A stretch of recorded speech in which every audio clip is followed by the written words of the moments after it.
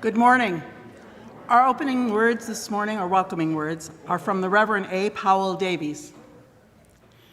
When sorrow comes, let us accept it simply as part of life. Let the heart be open to pain. Let it be stretched by it. All the evidence we have says that this is the better way. An open heart never grows bitter. Or if it does, it cannot remain so. In the desolate hour, there is an outcry, a clenching of the hands upon emptiness, a burning path of bereavement, a weary ache of loss. But anguish, like ecstasy, is not forever. There comes a gentleness, a returning quietness, a restoring stillness.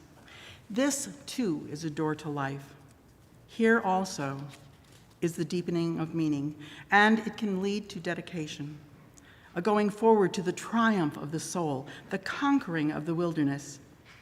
And in the process will come a deepening inward knowledge that in the final reckoning, all is well. In that spirit, let us worship together. And welcome to worship at the Unitarian Universalist Church of Greensboro. I am Marie Hauk, a member of this congregation, and along with Katie Claude, will be leading this morning's service.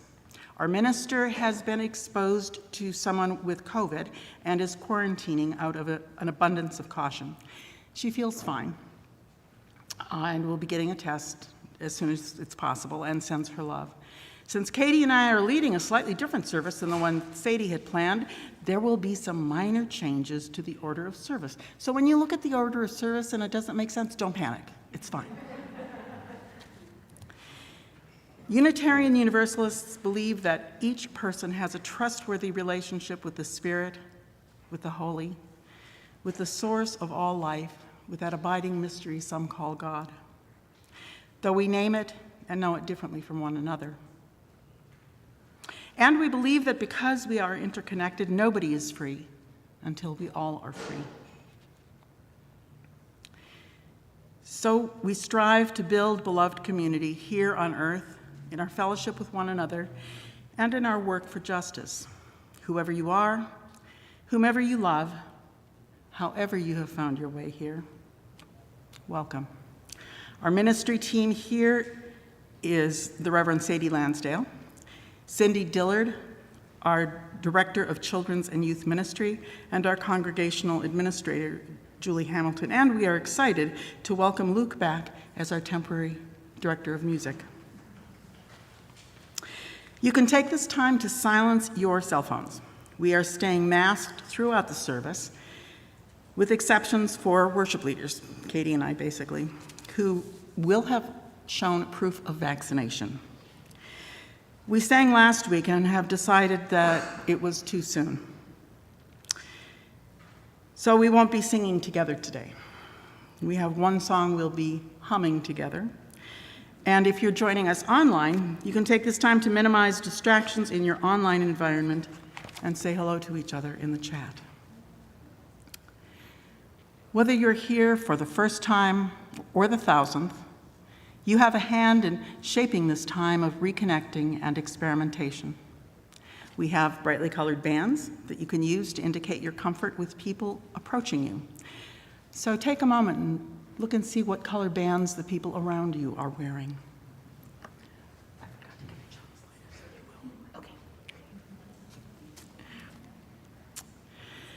Green means handshakes are welcome, and you can, as always, ask if someone wants to be hugged. Yellow, you can say hi, but don't touch. And red means greet warmly from far away. Keep socially distanced. Katie Claude will light our chalice this morning. Please join me in our chalice lighting words, which are found in your order of service. We light this chalice, symbol of our Unitarian Universalist faith, to remind us to connect in spirituality and service, to care for each other and the world, and to create loving community. And now will you also join me in the church covenant, which is printed in your order of service. A covenant contains the promises we make to each other in response to the great unearned and generous gift of living, holding ourselves to our holy and highest aspirations. We, the members of the Unitarian Universalist Church of Greensboro, do covenant to promote a search for personal meaning, respecting the individual truth in a community process of quest, speak and act with caring, courtesy, and love, thereby maintaining emotional, physical, and spiritual safety for all, support UUCG and denominational efforts with our resources, combat injustice while promoting equality, nurture our children on their spiritual journey, and hold ourselves to this covenant, especially during times of conflict and disagreement.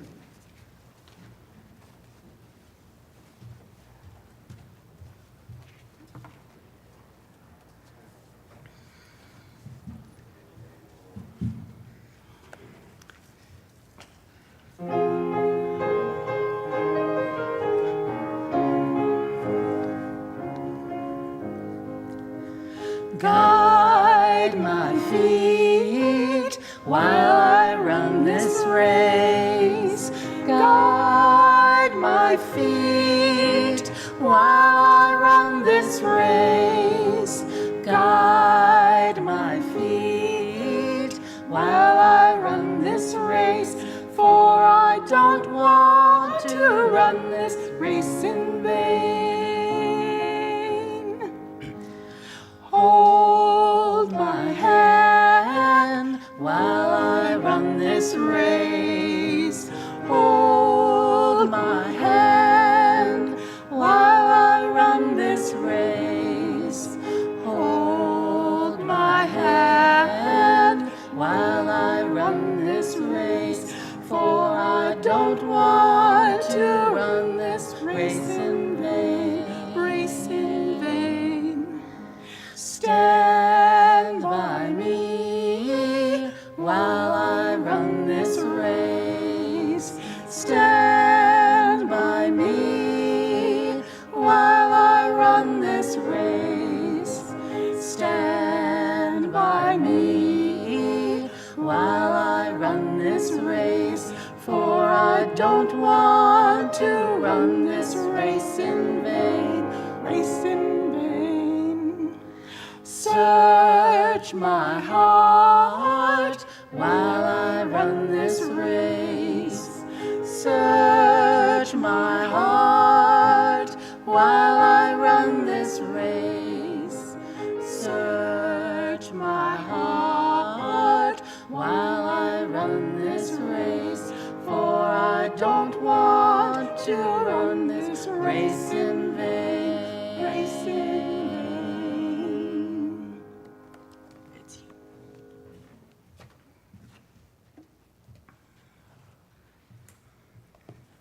Good morning, and how beautiful it is to be together.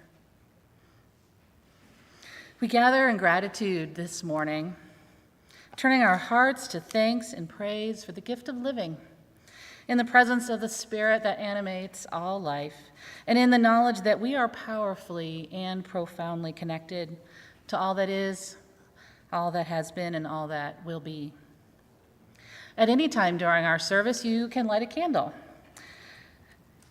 It's a symbol of the ways our burdens are lightened and our joys are magnified, knowing that they are held in common. I invite you now to offer the names of people on your hearts, living or dead, near or far, that this community might hold them in prayer and love. And if you're online, you can also type them in the comments. Speak now the names of those that are on your heart.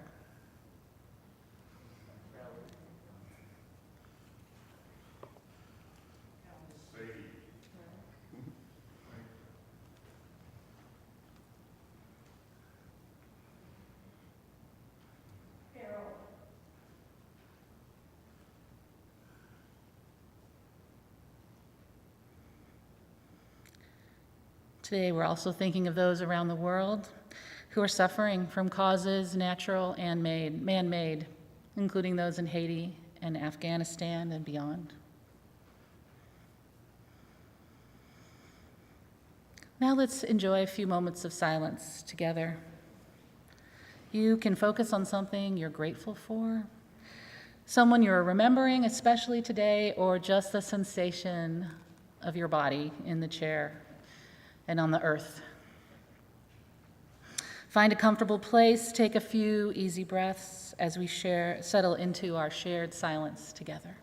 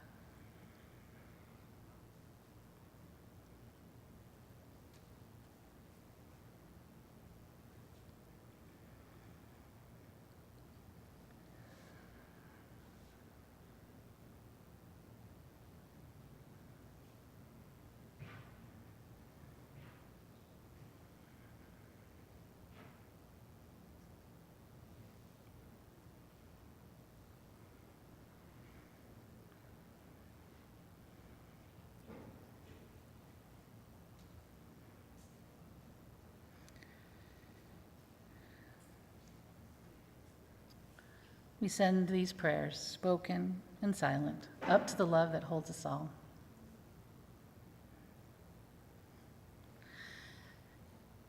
Next, we're going to share in a humming meditation. Sometimes we hum or sing the things we cannot say, our prayers and our yearnings, our heartbreak and our hope. So please join us as we hum together our normal singing meditation, number 123, The Spirit of Life.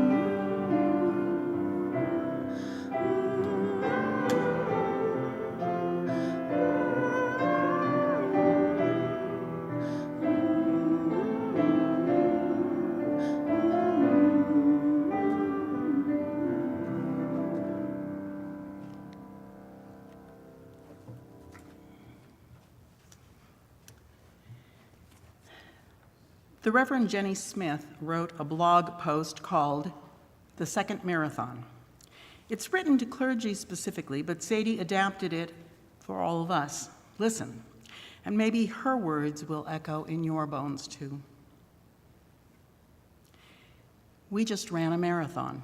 We closed our doors to in-person worship. We figured out online worship, maybe, kind of. We felt the brunt of unprocessed grief in our communities. We tried to continue as many ministries as we could sustain and dreamed up new ones. We crashed and burned. We wondered if giving would continue. We became video chat professionals. We ached with isolation. We spoke hope and grace and possibility. We questioned our call to ministry, our call to virtual church, our call to virtual choir, and our call to virtual so many things. We agonized over the safest way to return to in-person gatherings. We took a few days off here and there, trying to find solid ground to rest on. We smiled on camera as if we could stir our hearts to life with our own pleading. We received grace and stunning kindness from people in our communities. We watched other people look like they had it all together, but we guessed they didn't either. Then we opened our doors to in-person worship again. We crossed the finish line. We made it. We did a hard thing. And then, instead of collapsing at the finish line in a heap, instead of drinking water, instead of resting our aching bones, something else happened. An official-looking race organizer slapped another number on our back and pushed us toward another starting line that mysteriously appeared. Wait, what? A second marathon right now?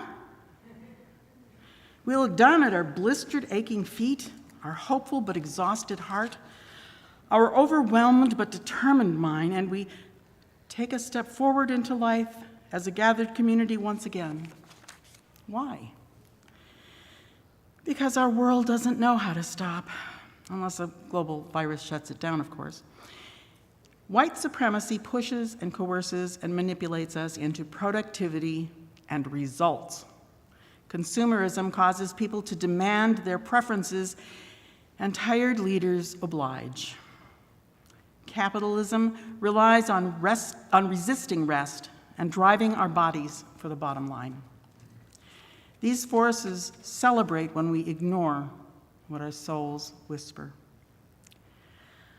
I don't have a magic next step for my community today. 6 months off from doing anything you were supposed to do for all would be a really good place to start. But I do know this. As the gears come to life in our faith community, we have the opportunity to tell the truth, to slow the pace, to question everything as we enter into the new normal. Yes, our second marathon has begun. Ready or not. The problem is our bodies are still recovering from the first marathon. Maybe the answer is to stop running the second race. What if we looked at each other and gently nodded, slowed our forced jog and started walking together? What if we walked our second marathon side by side, no racing, no competing with anything or anyone, resting when it's time to rest, saying yes to a new idea when it glistens with possibilities, and no when something feels too heavy. Asking new questions in places we assumed the old answers. Giving others permission to rest because we choose to rest. Questioning the speed at which we live and move. Loving each other, with beautiful boundaries in place, taking a nap, remembering that we are humans too, breathing deeply of God's grace and love and restoration. Maybe this is how we disrupt the deeply engaged, oppressive realities of our world. We choose to walk together. Here's to the second marathon. I'm with you, friends. I'll be over with the slow walkers, the crew that laughs and takes a lot of breaks. Want to join me? I imagine love will surprise us again. Thank you, Marie. So Sadie had big plans for today to go over this topic with us, but you know what they say about plans and who's laughing and all of that. So here we are. So like Protestants out there, Unitarian Universalists believe that we're in the priesthood of all believers, and that in the absence of our preacher, we are going to seek spiritual inspiration from each other. So that's what we're going to try to do today. So when we say that we believe that each person has a trustworthy relationship with the Spirit, this is what we mean. In a minute, I'm going to ask you a question, and I'm going to ask you to write the answers on your cards that should be in your orders of service, the ones that we're not following. So the idea of this is that I'm going to ask you a question. I want to hear how you answer it, and I want each of us to listen to what each other has to share. You might start to think, I need that too. Or you might think, I could do that. That's something I could do. We know that everyone needs more than anyone can provide right now. That's not the point. We're not attempting to fix anything or make a bunch of promises. But this is the practice of taking a pause and being honest so that we can make our way forward together. If you're joining us online, I encourage you to share your answers in the chat so that that community, our online community, can also engage. The ushers have pens if you need them, so raise your hand. Otherwise, use your own. And take a few minutes to answer this question. As we think about the reading Marie just gave about that marathon, and are we running, are we walking? We think we want to walk, and we think we want to walk together. So here's the question. How must we be as a church community to help each other walk this second marathon slowly and together? When we thought about preparing this question, I thought, for this marathon, I really want my church to run with me. Or walk with me, or crawl with me, or nap with me. So how must the church community be for me? So that when I come here, I get help walking together. So how must our church community be for you? So that you will feel like you're in this second marathon with us together. So what's going to happen now is Luke's going to play for us a little bit. You guys can write your answers, hold on to them, and then when we do the offering, you can put them in the basket with the offering. So let's just take a couple minutes and think about, how do we want our church community to be so that we can walk together slowly? Go ahead, Luke.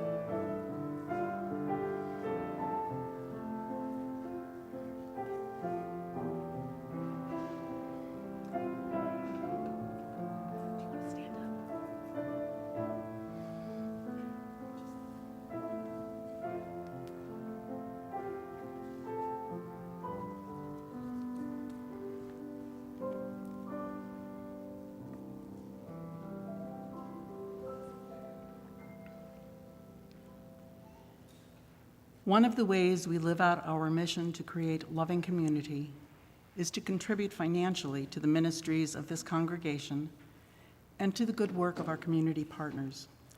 We are sharing the plate with Greensboro Mutual Aid. If you'd like to make a contribution via PayPal to the church for our offering to us to be split with Greensboro Mutual Aid, you can do so on our website and indicate COVID in the memo line. You can also mail a check. Ushers will come forward to collect the offering with long baskets and to collect your cards for us to share. And what? And, oh, well, yeah, you can put the pens, if you borrowed a pen, you can put that back too. In the meantime, the offering will now be received.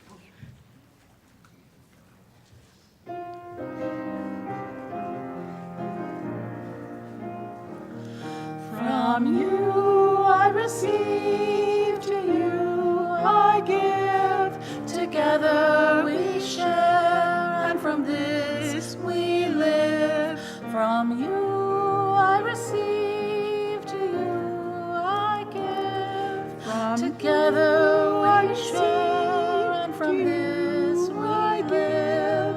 Together we share, and from this we live.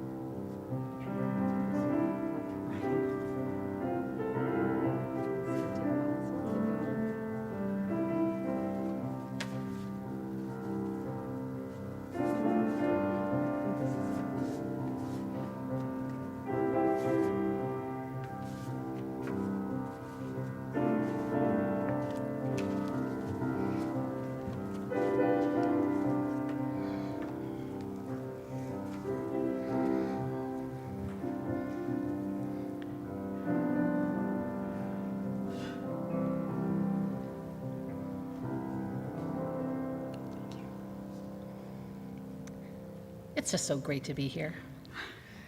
So what we're going to do now is we're going to read what you guys wrote. And as I said, think about if that's something that resonates with you too, as we build this community walking together. Go ahead, Marie. Okay. To covenant to continually support each other for the duration of this marathon, to not give up. Stop fighting so much and really show the community who we are. Get younger people more involved and network more.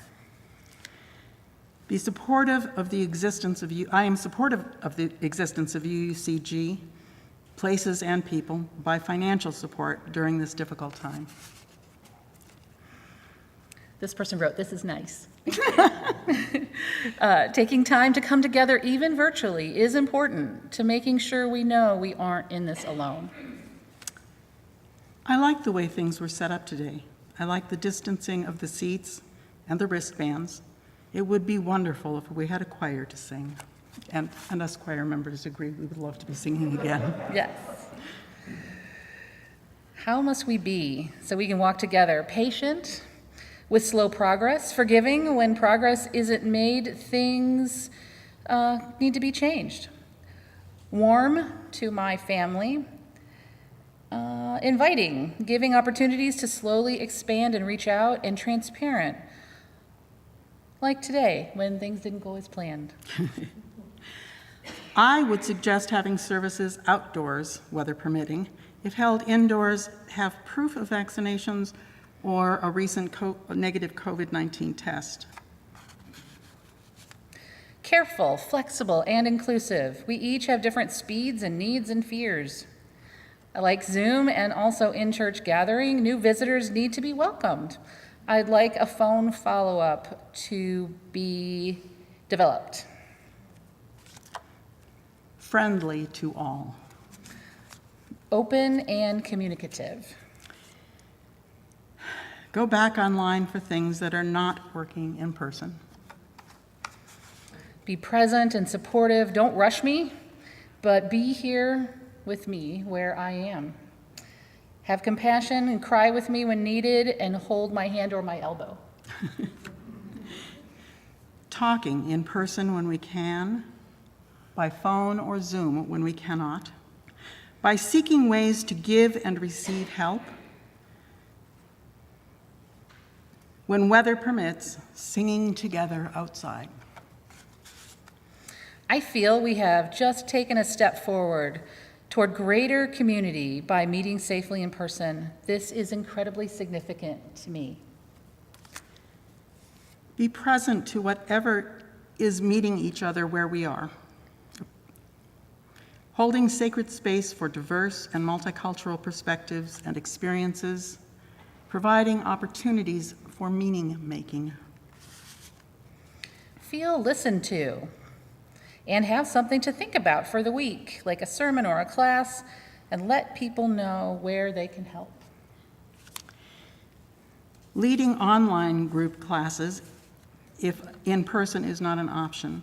The homilies online in the past year were often superficial, not of the qualities previously seen. Preach values, not politics. The minister needs to be more present, if not in the pulpit, than online, meaningful weekly commentaries. Participate. Let everyone pitch in and help using the skills they have. The church needs to look beyond the present toward what the second marathon can teach us about our relationships with each other. Walk together, care for each other while keeping safe. Don't rush. We will get through this together. Stay connected in many ways. Reach out to people living alone. 1, open and receptive. 2, open and giving. 3, slow to speak, quick to listen, in love, respect, and joy. Everyone stay in contact. This means calling each other, talking, taking walks, and checking in. Safe, responsible, respectful, and welcoming. The struggle of Zooming was how UUCG community worked. solving problems together, sharing, always being there, laughing over the hard parts, and still helping our community. Willing to take careful chances to be together. We are off to a good start. Provide a safe space to worship and provide community activities together. Leave no one out, no matter the age, the health, or the states of their life. Be calm and joyful, not anxious about the road ahead, knowing we are together physically and mentally.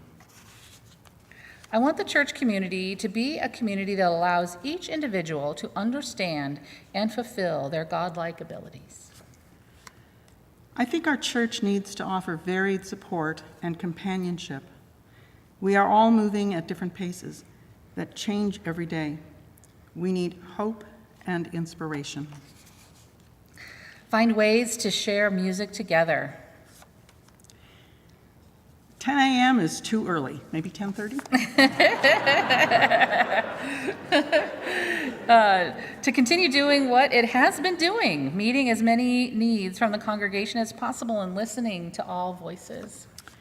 Present, loving, accepting, welcoming,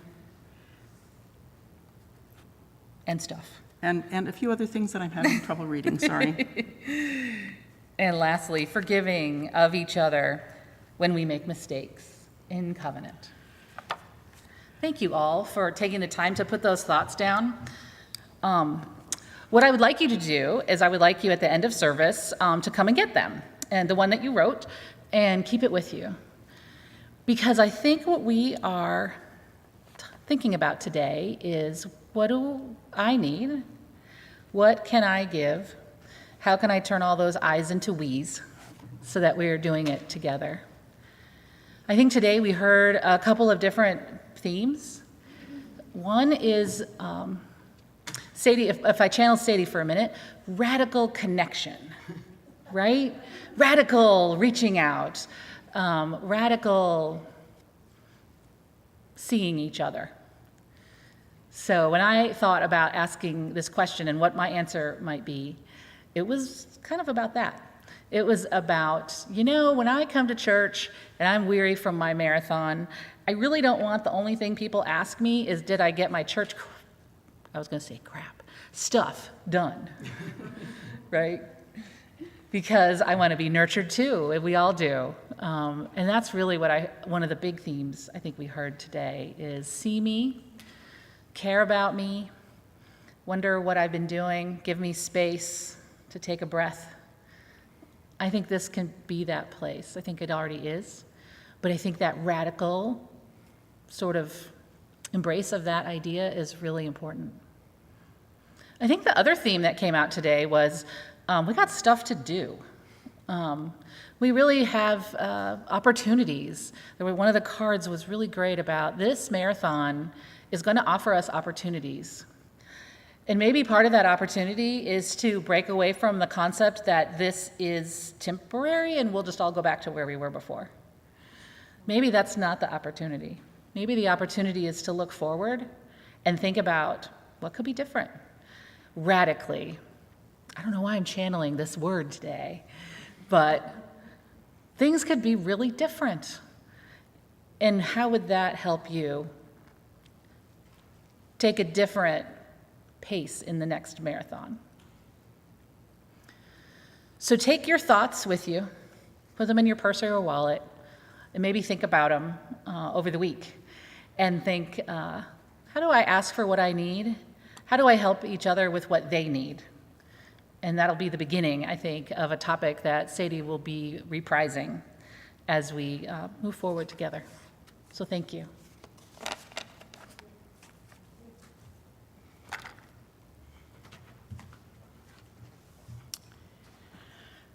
Will you join me in our chalice extinguishing words? They are in your order of service. We extinguish this flame, but not the light of truth, the warmth of community, or the fire of commitment. These we carry in our hearts until we are together again. And will you wave goodbye to the live stream? Bye, folks. We do not have to go fast. We can take breaks. We can go at different paces. All we have to do is make it through together. Amen.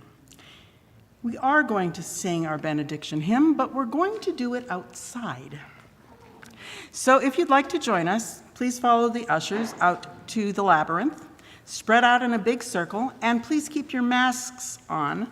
And we will now recess to the labyrinth.